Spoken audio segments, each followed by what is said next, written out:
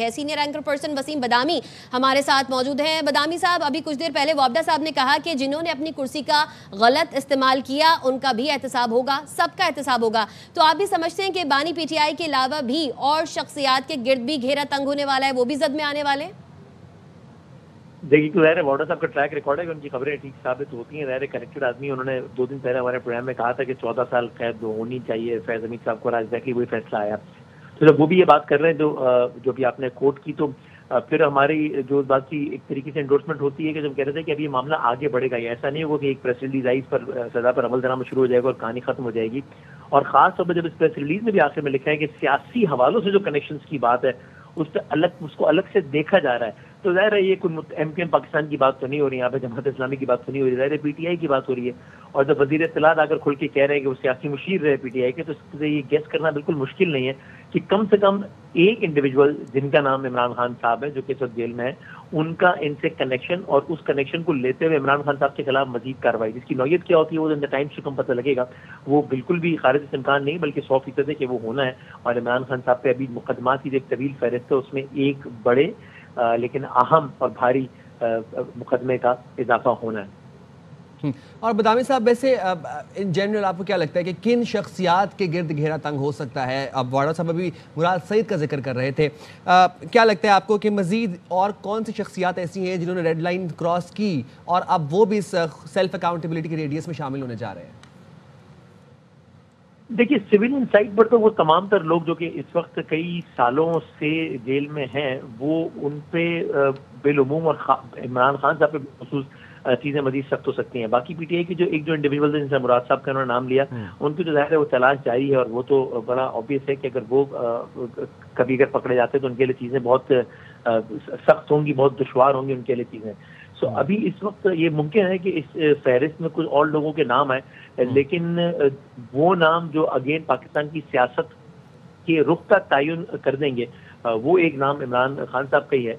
کہ جن کو لے کر، یعنی کہ جن کا رب فیض حمید صاحب سے جڑ کے اور پھر خود ان کے خلاف یعنی کہ عمران خان صاحب کے خلاف چیزیں آگے بڑھنا بہت واضح طور پر نظر آتا ہے۔ باقی جو انڈیویجولز ہوں گے وہ بہرحال ایک سیکنڈری معاملہ ہوگا سول انسائٹ سے ایٹ لیسٹ، لیکن عمران خان صاحب کا معاملہ بڑا واضح طور پر نظر آتا ہے کہ وہ اس سمت میں آگے بڑھے گا۔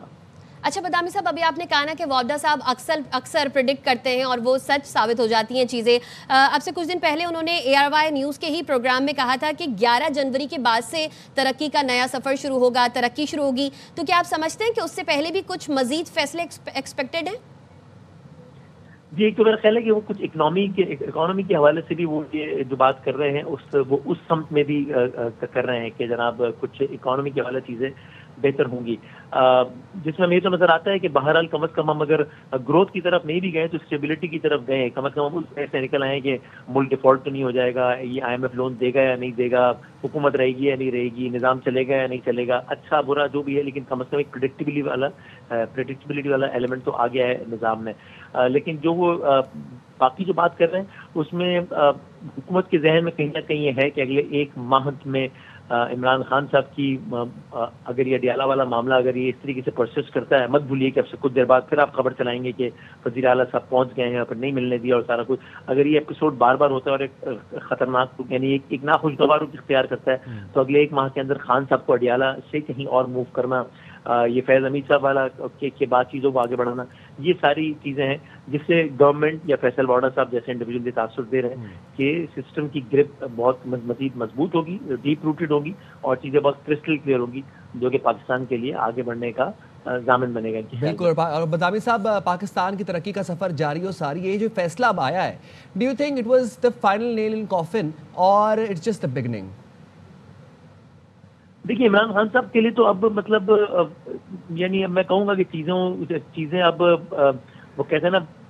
Beginning of and in the sense کہ ابھی اس وقت جو ایک پورے صورتحال ہے اس میں ویسے ان کی رہائی کا تو کوئی سلسلہ نظر نہیں آ رہا، اور اس میں اگر کہیں کوئی شائبہ جو کہ بالکل تھا ہی نہیں لیکن رہ بھی گیا تو اس میں مزید اتنی اسٹرانگ ایک وہ آ گئی کہ آپ پھر چیزوں کو جب ریورس بھی کرنا ہوتا ہے تو وہ دیکھا جاتا ہے کہ آپ نے کتنا مضبوطی سے وہ چیزیں بند کی ہوئی ہیں، پھر وہ اسی حساب سے وہ چیزیں ریورس ہوتی ہیں۔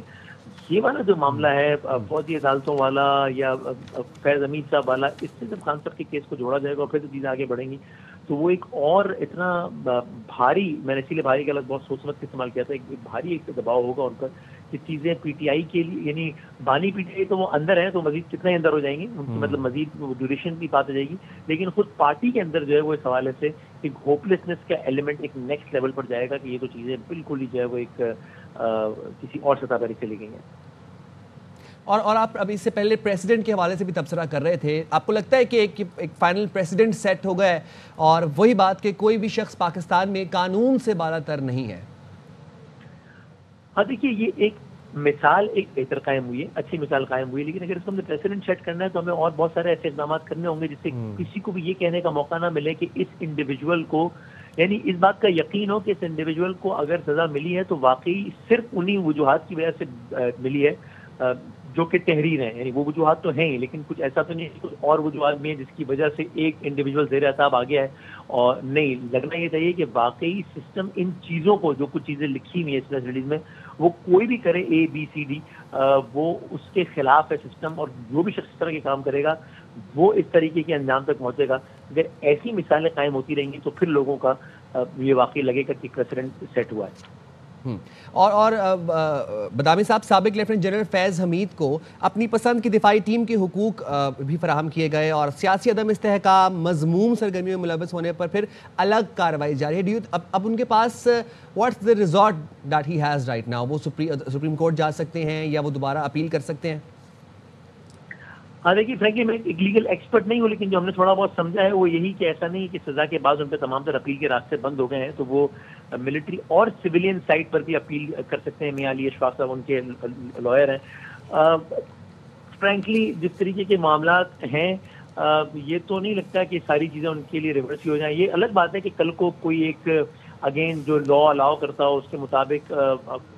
فلاں جگہ سے ان کو جناب وہ امیونٹی مل گئی ہے، سزا معاف ہو گئی، یہ ان دا منتھس اور ویکس اور ایئرس ٹو کم ایسا کچھ ہو جائے تو الگ بات ہے، لیکن فی الحال اپیل کے تمام تر فورم ہونے کے باوجود کیا ان کو بھی فوراً کوئی ریلیف مل جائے گا؟ بہت مشکل لگتا ہے، کیونکہ جب ایک ہی پریس ریلیز میں 4 اتنے بڑے بڑے جرائم گنوائے گئے ہوں اور پھر 14 سال قید ہو بامشقت ہو، اور اس کے بعد پھر یہ لکھا ہو کہ سیاسی سرگرمیوں کے حوالے سے مزید بات جاری ہے، تو ٹھیک ہے ان کے پاس لیگل فورمز اویلیبل ضرور ہیں، لیکن یہ خیال کرنا کہ اگلے کچھ دنوں یا ہفتوں میں وہ ان تمام تر الزامات سے یا سزاؤں سے آزاد ہو جائیں گے، یہ بہت ہی بعید امکان ہے۔ اور مجھے لگتا ہے کہ جو اس وقت کی سب سے بڑی خبر ہے وہ تو وہی ہے جو ہم ڈسکس کر رہے ہیں، لیکن جو آنے والے دنوں کی سب سے بڑی خبر ہے وہ اس پریس ریلیز کا آخری جملہ ہے، جس میں وہ کہتے ہیں کہ سیاسی حوالوں سے جو چیزیں چل رہی ہیں اس کو الگ سے دیکھا جا رہا ہے۔ تو اس کا مطلب یہ ہے کہ اس پریس ریلیز کے بطن سے ابھی مزید کچھ اور پریس ریلیز نے جنم لینا ہے۔ رائٹ وسیم بھائی، آپ ہمارے ساتھ ہی موجود رہیے گا، ہمیں جوائن کیا ہے